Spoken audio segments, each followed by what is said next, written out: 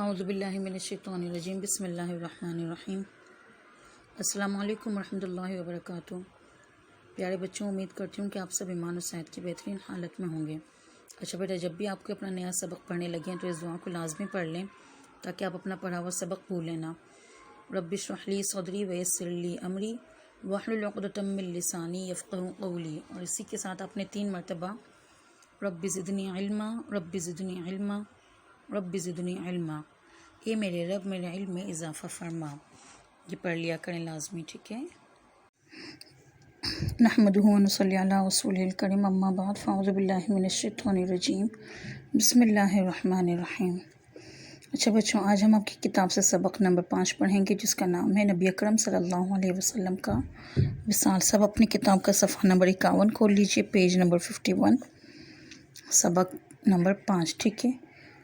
وصال کا مطلب ہے نبی اکرم صلی اللہ علیہ وسلم کا وصال۔ اس سے مراد یہ ہے کہ اس دنیا میں نبی پاک صلی اللہ علیہ وسلم کے آخری لمحات، یعنی کہ جب وہ اپنے خالق حقیقی سے جا کر ملے۔ حجۃ الوداع کے ہم نے حجۃ الوداع چیپٹر میں جو ہم نے پڑھا تھا کہ نبی پاک صلی اللہ علیہ وسلم نے فرمایا تھا کہ شاید اگلے سال اس دن میں تم کو اس جگہ نہ ملوں۔ اس موقع پر جو آیت نازل ہوئی تھی، الیوم اکملت لکم دینکم، آج میں نے تمہارے دین کو تمہارے لیے مکمل کر دیا۔ یہ ہم چیپٹر میں پڑھ چکے ہیں۔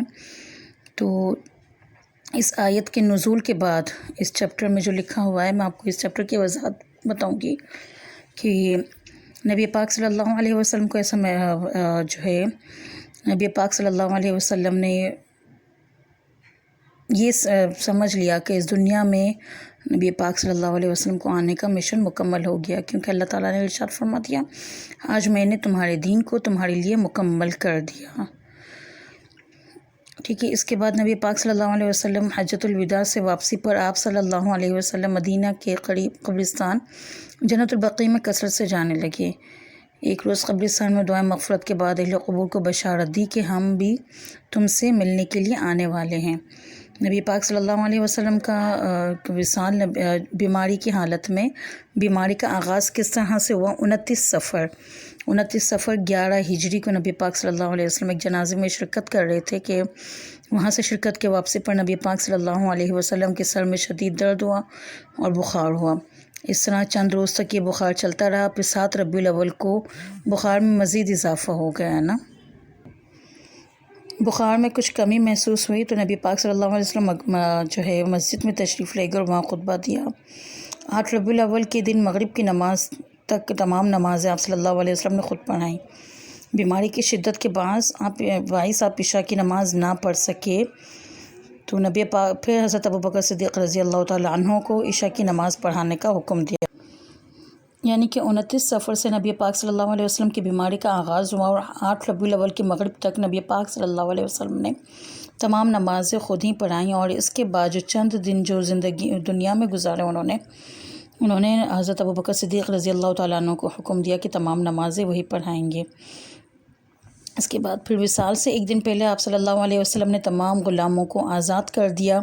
آپ صلی اللہ علیہ وسلم کے پاس 7 دینار تھے، وہ بھی آپ صلی اللہ علیہ وسلم نے صدقہ کر دیا، اور اسی طرح سے اپنے ہتھیار بھی مسلمانوں کو دے دیے، یعنی کہ جو کچھ بھی نبی پاک صلی اللہ علیہ وسلم کے پاس موجود تھا وہ وصال سے ایک دن پہلے انہوں نے دے دیے، ٹھیک ہے، سب کو ہی دے دیے۔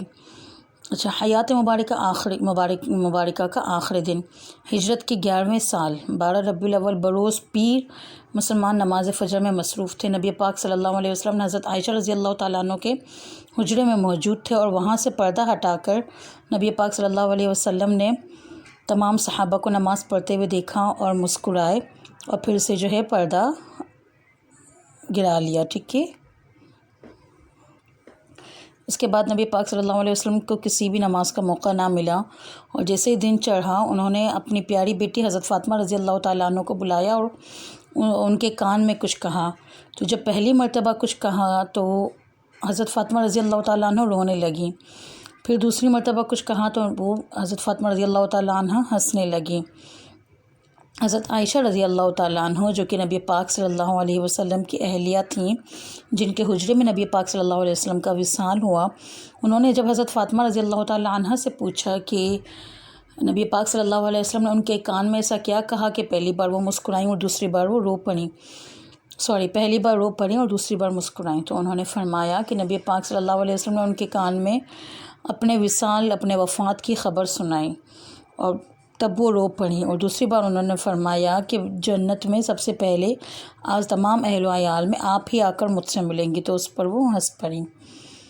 اس کے بعد آپ صلی اللہ علیہ وسلم تمام ازواج مطہرات نبی پاک صلی اللہ علیہ وسلم کی تمام زوجات کو کہا جاتا ہے، ٹھیک ہے، اور صحابہ کرام رضی اللہ تعالیٰ عنہم کو بلایا اور وعظ و نصیحت فرمائے، اور آپ صلی اللہ علیہ وسلم نے اس نصیحت کے دوران یہ لفظ کئی بار دہرائی، الصلاۃ وما ملکت ایمانکم، اپنی نماز اور غلاموں کا خیال رکھو، یعنی کہ نبی پاک صلی اللہ علیہ وسلم کو آخری وقت میں بھی نماز اور غلاموں کا ہی خیال تھا، ٹھیک ہے۔ اس کے بعد نگاہ چھت کی طرف بلند کر لی اور نبی پاک صلی اللہ علیہ وسلم نے یہ کلمات فرمائے، ان انبیاء، صدیقین، شہداء، صالحین کے امراء جنہیں تو نے انعام سے نوازا، اے اللہ مجھے بخش دے، مجھ پر رحم کر اور مجھے رفیق اعلیٰ میں پہنچا دے، یا اللہ رفیق اعلیٰ میں پہنچا دے مجھے۔ انہی کلمات کے ساتھ آپ صلی اللہ علیہ وسلم اپنے رفیق اعلیٰ سے جا ملے۔ انا للہ و انا الیہ راجعون۔ وصال کے وقت آپ صلی اللہ علیہ وسلم کی عمر 63 برس تھی۔ تمام صحابہ کرام بہت زیادہ شدت غم سے نڈھال تھے، بہت زیادہ غمگین تھے وہ سب۔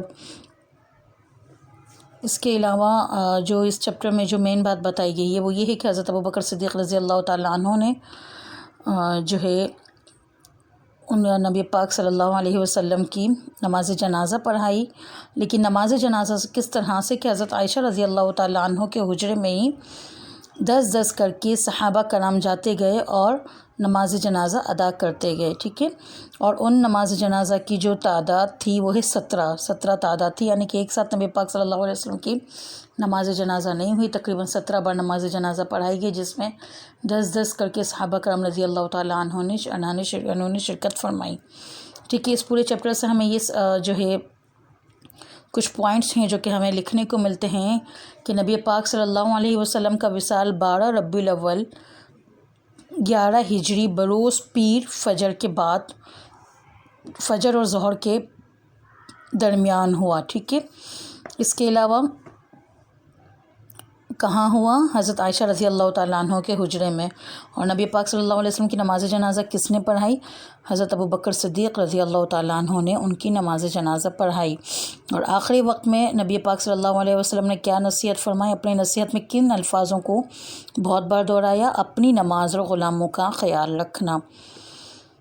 تو بیٹا یہ تھا نبی پاک صلی اللہ علیہ وسلم کے چند یہاں پر جو اہم باتیں جو یہاں پر ڈسکس کی گئی تھی وہ میں نے آپ کو سب سمجھائی ہیں۔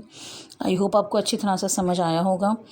اب اس چیپٹر کو مزید اچھی طرح سے پڑھیں اور اسے مزید اچھی طرح سے آپ سمجھیں، پھر اس کی وضاحت مجھے بتائیے آپ لوگ، ٹھیک ہے بیٹا۔ وآخر دعوانا ان الحمد للہ رب العالمین برحمتک یا ارحم الراحمین۔